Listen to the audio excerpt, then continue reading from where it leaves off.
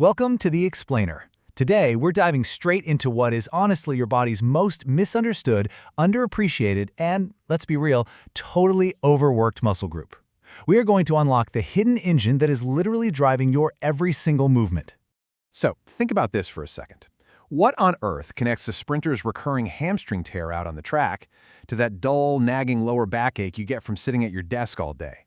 I mean, they seem like completely different worlds, right? Well, buckle up, because the answer to this medical mystery lies in a hidden culprit buried deep within your core.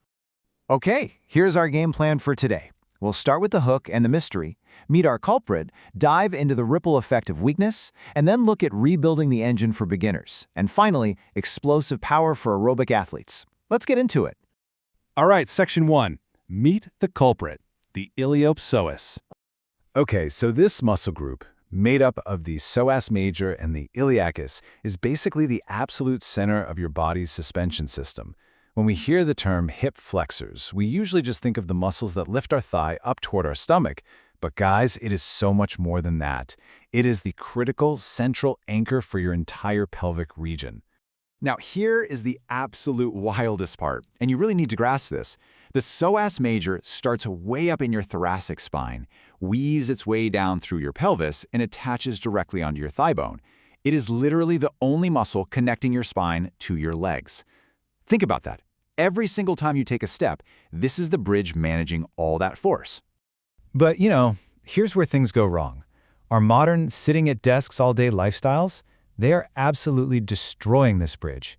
Sitting in a chair for 8 hours effectively locks those hip flexors in a shortened, cramped position. And over time, they don't just get tight, they get incredibly, painfully weak. You're basically unplugging your body's main engine, and that just sets the stage for chronic pain and eventual injury. Which brings us to Section 2, the weakness epidemic, the biomechanics of breakdown. So imagine a healthy, neutral pelvis versus an anterior pelvic tilt. A tight, shortened hip flexor acts exactly like a super stiff rubber band. It physically yanks the front of your pelvis down and forward. And wow, does this completely wreck your posture. Your lower back arches aggressively, and your hamstrings get pulled into this constantly stretched, super vulnerable state. And this misalignment, it triggers a really nasty chain reaction. Because your pelvis is tipped forward, you naturally start to overstride.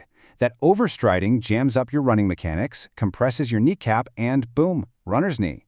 It also causes this huge vertical impact every time your foot strikes, which leads directly to shin splints. And the kicker?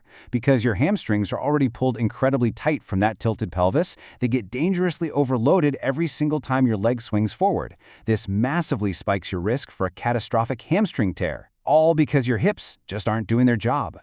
Actually, before we go any further, I want you to try something. It's a super quick at-home diagnostic called the Thomas test. Here's what you do. Sit on the edge of a table, lie back, and pull both knees into your chest. Then, just slowly let one leg hang down freely. If the back of your hanging thigh can't rest flat, or if your knee kicks out straight instead of bending at a nice 90-degree angle, well, you just found out that tight, weak hip flexors are the hidden villains in your own body. All right, Section 3. Rebuilding the engine. Solutions for beginners. Now, I know exactly what you're thinking. You're thinking, okay, I just need to stretch my hips more, right? Hold up. Stop right there. Here's a completely wild fact from a 2021 study. Passively stretching your hip flexors for up to 2 minutes has literally zero positive effect on your performance. And get this, stretching them for over 4 minutes actually hurts performance. Just stretching passively isn't going to fix the issue. We actually have to strengthen the muscle under load. So, here are your absolute foundational moves to rebuild that engine. Seated leg raises are just fantastic. You basically sit on the floor and purposefully lift a totally straight leg up and over an object, like a kettlebell. Doing it this way forces the psoas to do all the heavy lifting, rather than just kind of waving your leg in the air. Pair those with supine straight leg raises for basic stability, L-sits to force your core and hips to fire together as one cohesive unit, and mountain climbers for that dynamic activation. Honestly, master these, and you are well on your way to pain-free hips. Moving into Section 4, Explosive Power, Drills for Aerobic Athletes. 0.1 seconds. Elite sprinters spend less than 1/10 of a second on the ground during maximum velocity. In that absolute blink of an eye, their hip flexors have to generate massive, explosive strength to violently snap the knee forward for the next step. If your hip flexors are weak, your stride frequency just plummets. and your speed, it completely vanishes. To build that kind of crazy explosive snap, athletes need highly targeted resistance. A banded psoas march is great for building controlled power. Eccentric hip extensions, they teach the muscle to act exactly like a slingshot, absorbing force as it stretches out and then rapidly snapping back. Throw in some resisted high knees on a cable machine and classic A-skips, and you are literally bulletproofing your legs against those awful mid-sprint hamstring tears. Now for my aerobic athletes logging miles indoors, listen up, because I need to warn you about something called the treadmill trap. Running exclusively on a treadmill actively changes your biomechanics. Since the moving belt literally pulls your foot backward for you, it's artificially assisting your hip extension. This totally offloads your posterior chain, so your glutes and hamstrings end up dangerously undertrained compared to when you run outside. So, how do we actually beat this trap? Well, first things first, always set your treadmill incline to 1 or 2%. This tiny tweak forces you to actively climb, which simulates outdoor air resistance and re-engages those hips.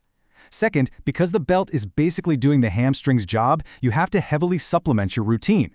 I'm talking Nordic hamstring curls and Romanian deadlifts. Those are non-negotiable if you want to avoid snapping something when you finally get off the belt and back onto the pavement.